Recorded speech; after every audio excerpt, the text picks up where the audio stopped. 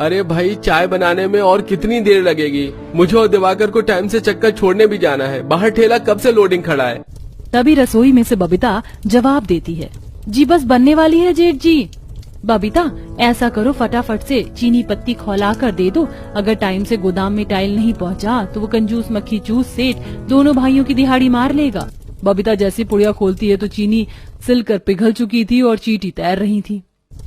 आज फिर पूरे 10 रुपए की चीनी खराब हो गई और इतनी काली काली चींटी आटे के डिब्बे पर लग रही है। धूप दिखाना पड़ेगा डिब्बे को। ये तो हर दूसरे दिन का मसला बन गया। हमारी रसोई में एक भी ढंग का चीज सामान नहीं है, न बर्तन है, न तेल मसाले रखने के लिए जार और डिब्बे हैं। पता है, कल मैं अपनी पड़ोसन है ना, उसके घर बर्तन लौटाने गई थी। उसने रसोई की सारी चीज इतनी अच्छी तरीके से सेट कर रखी है कि खाना बनाने में मन लग जाए। और एक हमारी रसोई है, कितना भी समेट लो बिखरी रहती है।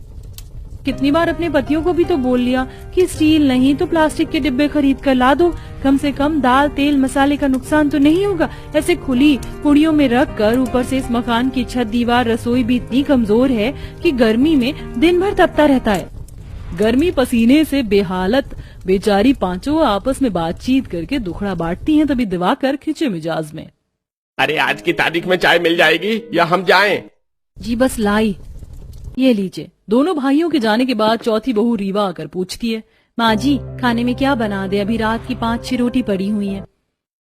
तो फिर ऐसा कर, रहने दे रीवा बहू, पहले वो 5-6 रोटी सद जाए, 12 के बाद दोपहर में गरम गरम दाल चावल चोखा बना देना। ठीक है माँ जी, तब तक हम नदी पर से नहाना धोना निपटा आते हैं। धोने वाले कपड़े की बहुत ज्यादा हो गई है। 5 बहू धोने वाले कपड़ों की मोटरी जूठे बर्तन लेके नदी पर जाने लगती हैं। वहीं भीषण गर्मी से दोनों बच्चे कशिश और प्रज्वल खुश होते हुए, माँ चाची चलो जल्दी से नदी पर चलते हैं, फिर नदी के ठंडे ठंडे पानी में चंपक छपाक के नहाएंगे। दादी मैं आपके लिए मटके में नदी से ठंडा ठंडा मीठा मीठा पानी भरकर लाऊंगी, फिर आप अपने हाथों का स्वादिष्ट सत्तू बनाकर पिलाओगी ना?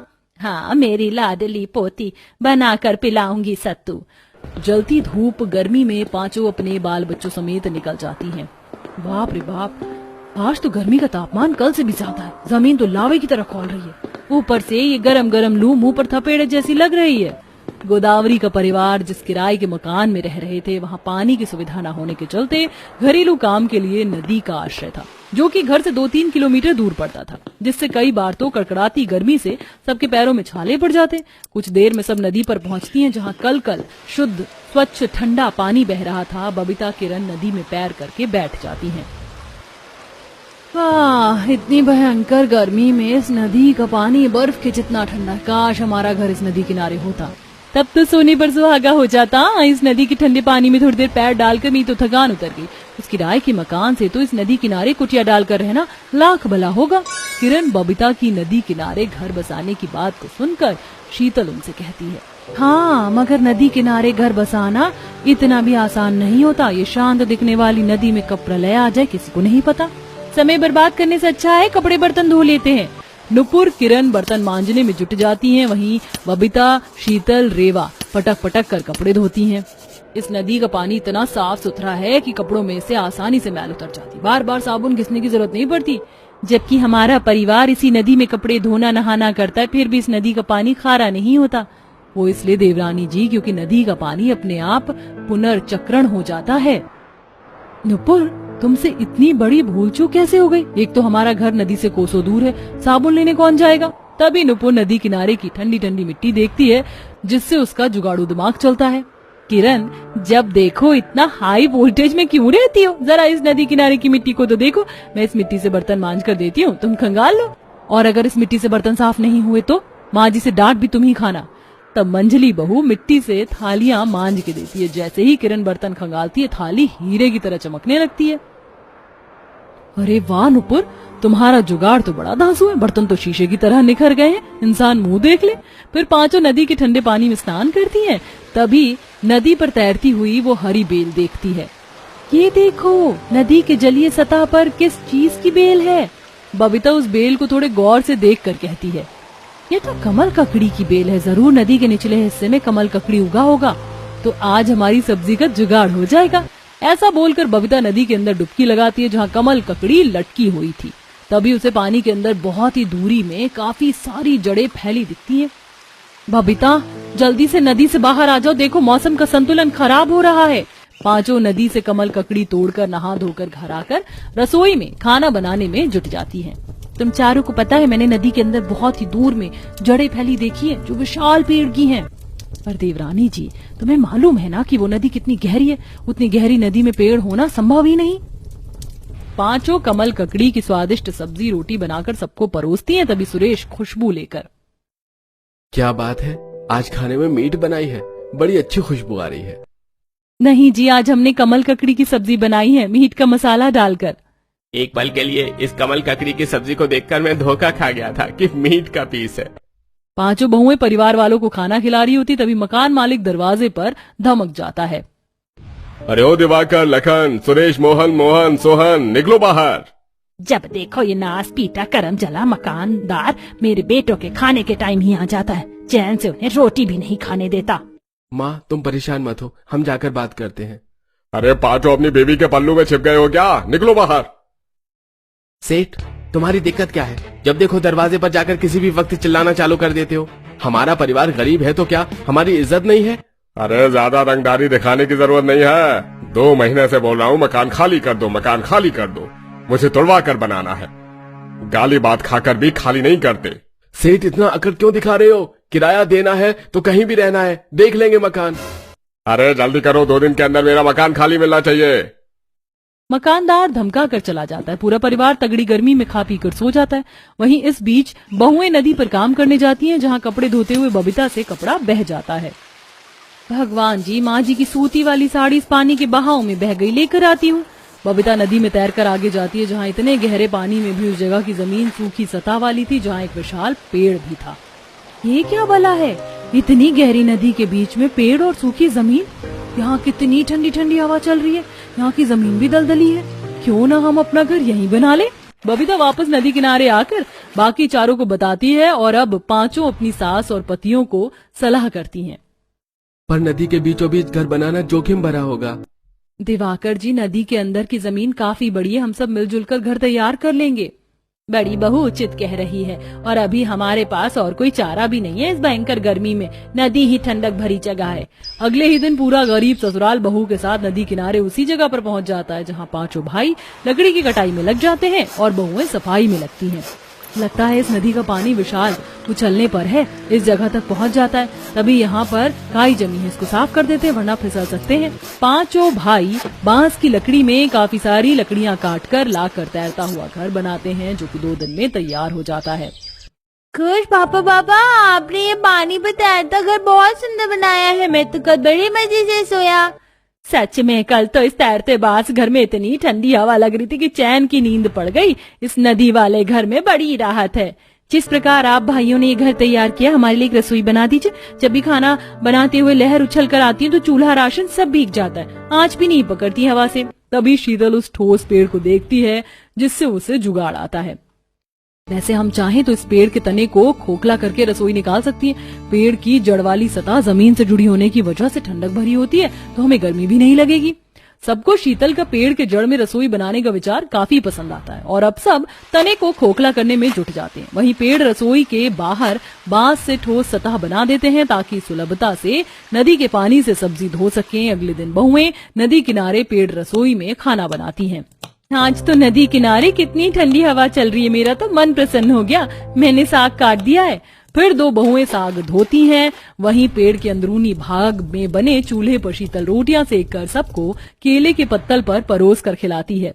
वहीं नदी के अंदर उपजाऊ जमीन में बेल वाली सब्जियों की खेती भी करते हैं, जैसे साग, कमल ककड़ी वगैरह, जिससे अब बहुएं आराम से पेड़ रसोई और तैरते बांस वाले ठंडे ससुराल में आरामदायक तौर से गर्मी में जीवन यापन करने लगती हैं। कितनी गर्मी हो रही है। देवर जी को भी इस गर्मी में ही लव मैरिज करनी थी, ये नहीं कि सर्दी में शादी करते। एक तो ये शादी का घर, ऊपर से ये गर्मी से परेशान शादी के घर में विनीता बाथरूम में बैठकर हाथों से कपड़े धो रही होती है और बहुत जल्द दिवाकर की शादी अमीर निशा से हो जाती है और सबके साथ निशा अपने कमरे में जाती है। माँ जी, दिवाकर, मेरे कमरे में तो बाथरूम ही नहीं है, मुझे बाथरूम वाला ही रूम चाहिए। बहू, हमारे घर में तो बस एक ही बाथरूम वाला अटैच कमरा है जिसमें मेरी बड़ी बहू रहती है। अगर तुम्हें अटैच बाथरूम वाला कमरा चाहिए तो तुम्हें अपनी जेठानी से बात करनी होगी। कोई बात नहीं माँ जी, मेरे कमरे में देवरानी जी रह सकती हैं। वैसे भी मुझे हिंदी टॉयलेट इस्तेमाल करना पसंद है और मेरे कमरे के बाथरूम में इंग्लिश टॉयलेट है। इस तरह आते ही निशा विनीता से अपना कमरा चेंज कर लेती है। एसी वाले कमरे में उठकर अगली सुबह जब निशा अपने बाथरूम में नहाने जाती है तो वो साधारण बाथरूम देखकर बाहर आकर दिवाकर से कहती है, कैसा घर है तुम्हारा जहाँ के बाथरूम में बाथ टब ही नहीं है? निशा, हम तुम्हारे जितने अमीर नहीं हैं और न ही हमें बाथ टब की आदत है। तुम्हें आदत नहीं है पर मुझे तो है। मेरे लिए बाथ टब लेकर आओ। अच्छा ठीक है, मैं घर में बात करूंगा, पर जब तक बाथ टब नहीं लग जाता तब तक एडजस्ट कर लो।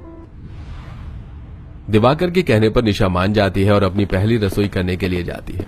इसी तरह कुछ दिन बीत जाते हैं और एक दिन निशा कूलर की हवा में बैठे चाय पी रही थी, तभी घर वालों से कहती है, पता नहीं दिवाकर को क्यों आप लोगों से बात करने में इतनी प्रॉब्लम हो रही है, पर मुझे आप लोगों से कुछ बात करनी थी।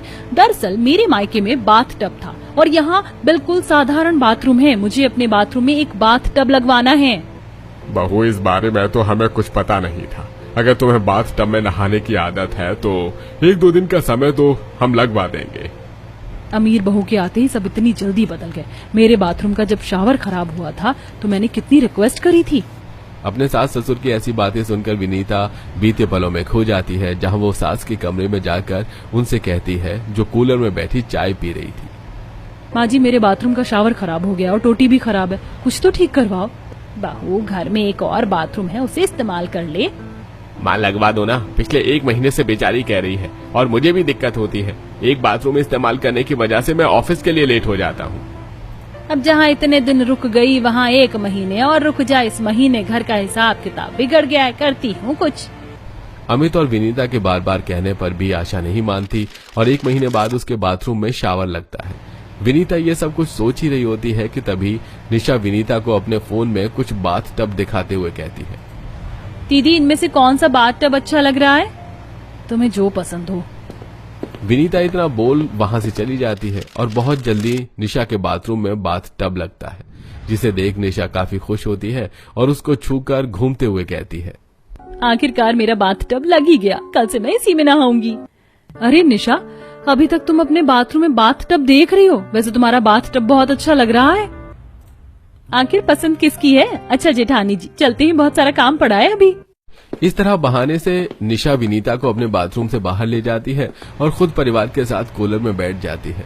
तो वहीं बेचारी विनीता अकेले रसोई में गर्मी से परेशान सबके लिए खाना बना रही होती है। ये देख आशा निशा से कहती है, बहू, तुम्हारे कहने पर हमने तुम्हारा कमरा चेंज कर दिया, तुम्हारे बाथरूम में बाथ टब लगा दिया। माना कि तुम बड़े घर से आई हो, पर तुम्हारी भी कुछ जिम्मेदारी है। तुम्हारी जेठानी अकेली घर के काम करती है, तुम्हें भी उसका पूरा साथ देना होगा।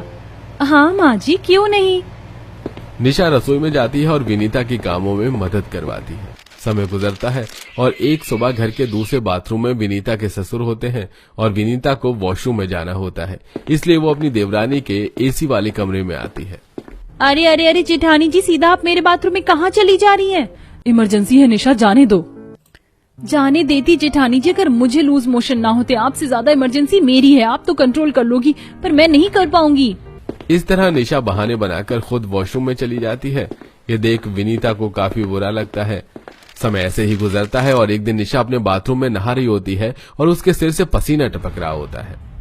मैं पिछले आधे घंटे से बाथ टब में लेटी हूँ, पर यहाँ एसी न होने की वजह से नहाते हुए भी मेरे पसीने छूट रहे हैं। क्या फायदा इस बाथ टब का जब बाथरूम में एसी ही नहीं है। इतना बोलकर निशा बाथ टब से नहाकर बाहर आती है और तैयार होकर सीधे जेठानी के पास उसके कमरे में जाती है, जहाँ वो सफाई कर रही थी और उससे बात करती है। जेठानी जी, मैंने बाथ टब तो लगा लिया, पर मुझे बाथरूम में एसी की बड़ी जरूरत है। आपको पता है नहाते हुए भी मेरे पसीने छूट रहे थे। निशा, बाथरूम में कौन एसी लगवाता है? मेरे तो कमरे में ही बड़ी मुश्किल से एसी लगा था, जो अब तुम्हारा है। इसमें हंसने वाली क्या बात है विनीता? बड़े घरों में बाथरूम, रसोई, हर जगह एसी लगा होता है।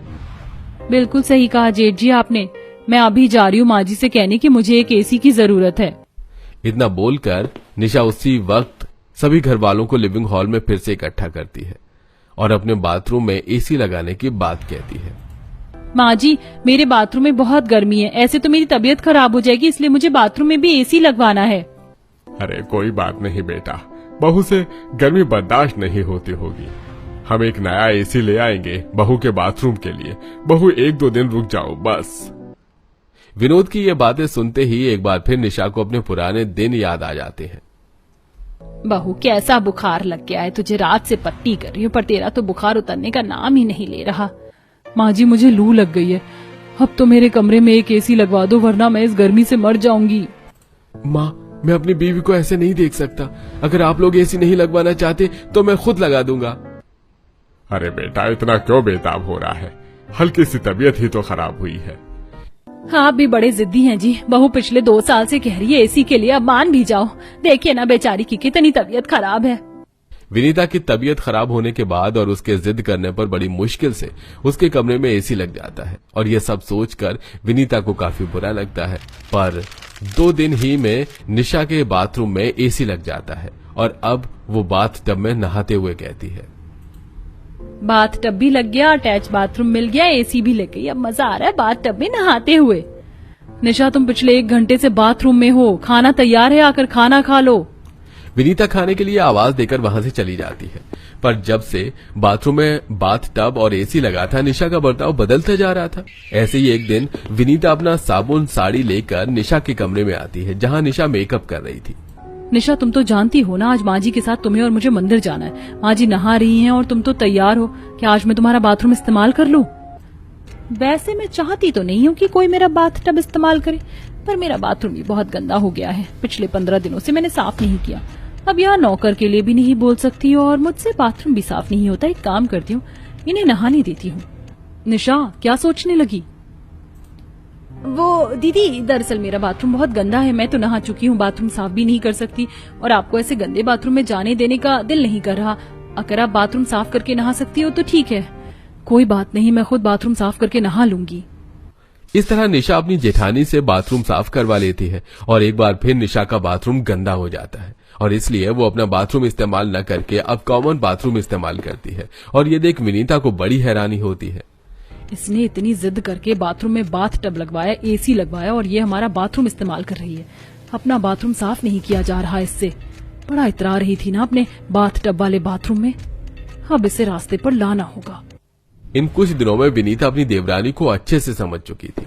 अब जैसे ही निशा नहाकर बाहर आती है, बाथरूम के दरवाजे पर खड़ी विनीता निशा से कहती है, निशा, इस बाथरूम को जो लास्ट में इस्तेमाल करता है वही इसकी सफाई करता है। आज तुमने इस बाथरूम को सबसे लास्ट में इस्तेमाल किया है तो तुम्हें साफ करना पड़ेगा। मैं यहीं खड़ी हूँ, तुम साफ करो। कोई दिक्कत होगी तो मैं तुम्हारी मदद कर दूंगी।